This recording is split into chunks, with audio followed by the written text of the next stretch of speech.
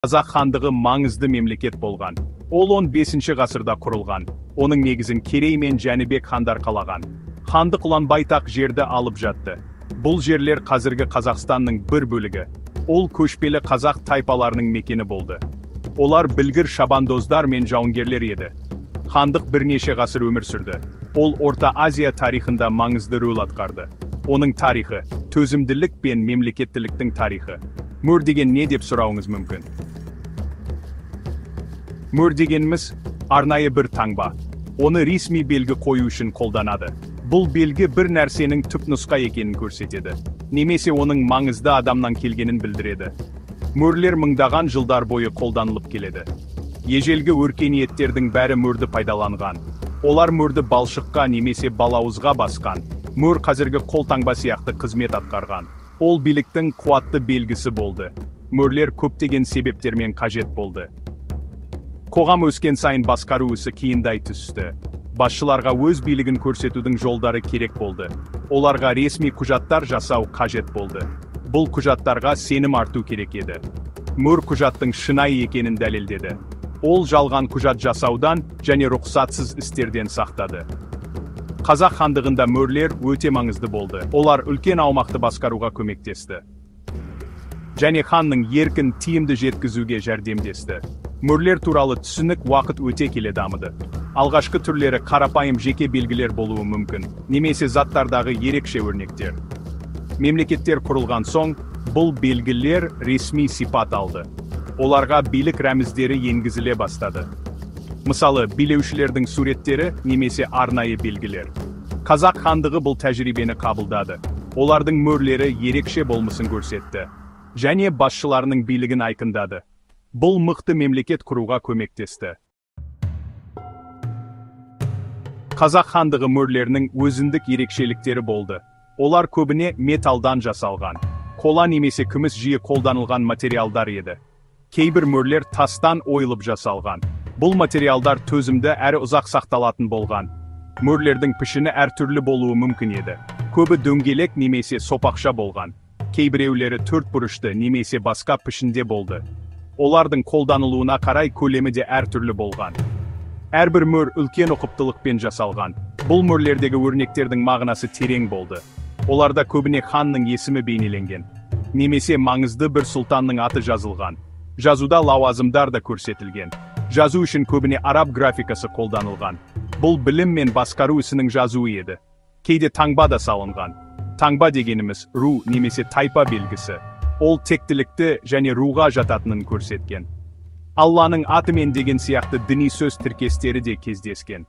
Мөрдің негізгі мақсаты растау болды. Ол құжаттың ресми екенін растады. Ханнан келген хатта оның мөрі басылатын. Бұл хабардың ханның бұйрығы екенін білдірген. Ешкім мұндай құжатты оңай жасай алмаған. Мөрлер шарттарда да қолданылған. Хандар басқа билеушілермен келісім жасасқанда.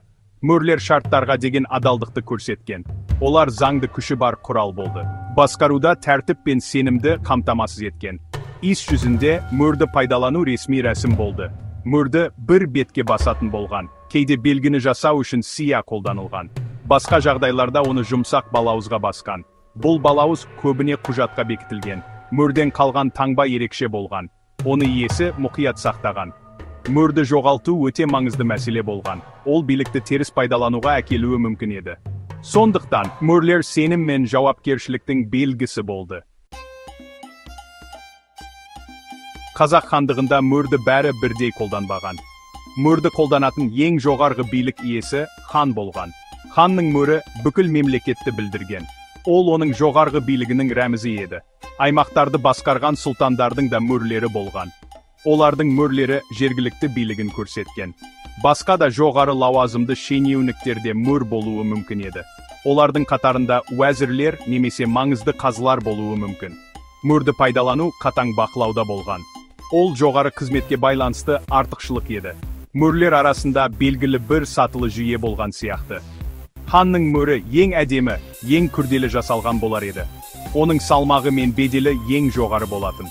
Төменгі шенеуніктердің мөрлері қарапайымдау болуы мүмкін. Немесе онша қымбат емес материалдардан жасалған. мөрдің жасалуы да дәрежені көрсетуі мүмкін еді. Мүмкін, арнайы белгілермен, немесе лауазымдармен. Бұл жүйе тәртіпті сақтауға көмектескен. Әрбір мөрдің маңыздылығын бәрі білген. Ол хандық үкіметінің құрылымын көрсеткен. Мөр заңдылықтың қуатты рәмізі болды. Хан таққа отырғанда, ол мөр алған. Бұл оның заңды билігін растаған. Халық мөрдің күшін мойындаған. Ханның мөрі басылған құжаттарға бағынған. Ол әлеуметтік және саяси тәртіпті нығайтқан. Мөр билеушіні құдаймен байланыстырған. Әсіресе, егер онда діни жазулар болса. Ол жай ғана құрал емес еді. Ол егемендіктің белгісі болды. Мөрлердің маңыздылығы тарихи оқиғалардан көрінеді. Басқа мемлекеттерге жіберілген дипломатиялық хаттарда мөр болған. Бұл мөрлер хандықтың мәртебесін көрсеткен. Олар сыртқы қатынастар үшін өте қажет болды. Салықтар немесе заңдар туралы ішкі жарлықтарға мөр қажет болды. Бұл олардың тиісті түрде рұқсат етілгенін қамтамасыз етті. Жер беру немесе сот шешімдері мөрмен бекітілген. Келісімдерге заңды негіз берген. Мөрсіз басқару тәртіпсіз болар еді. Олар жұмыс істейтін әкімшілік үшін өте маңызды болды. Қазақ хандығының мөрлері құнды тарихи жәдігерлер. Олар өткен заманның тікелей дәлелін береді. Оларды зерттеу бізге хандық туралы көп нәрсе үйретеді. Біз оның басқару жүйесін білеміз. Оның заңдарын және дипломатиялық тәжірибесін танимыз. Каллиграфиясы мен рәміздері көркемдік шеберлікті көрсетеді. Олар сол кездегі мәдениетті бейнелейді. Әрбір мөр Қазақстан тарихының бір бөлігін баяндайды. Тәуелсіздік пен көшбасшылық туралы хикаяны. Тарихшылар мен археологтар бұл мөрлерді қатты бағалайды. Бұл ежелгі мөрлер қазіргі қазақ бірегейлігіне үлес қосады. Олар мақтанышқа толы тарихпен байланыстыратын нақты дүниелер. Олар адамдарға мықты мемлекеттілікті еске салады. Кезінде олардың жерінде болған. Мөрлердегі таңбалар сияқты рәміздер бүгінгі күнмен үндеседі. Олар қазіргі қазақтарды ата-бабаларымен байланыстырады. Мұражайлар бұл мөрлерді мақтанышпен көрсетеді. Олар жаңа ұрпақты өз мұрасымен таныстырады. Мөрлер Қазақстанның ұлттық тарихының бір бөлігі. Сабақтастық пен тарихи тереңдікті білдіреді. Қазақ хандығының мөрлері зерттеу үшін маңызды. Олар тарихшылар үшін негізгі дереккөз болып табылады.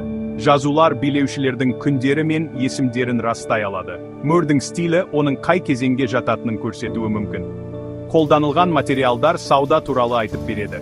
Және сол кездегі қолөнер шеберлігінің деңгейін көрсетеді.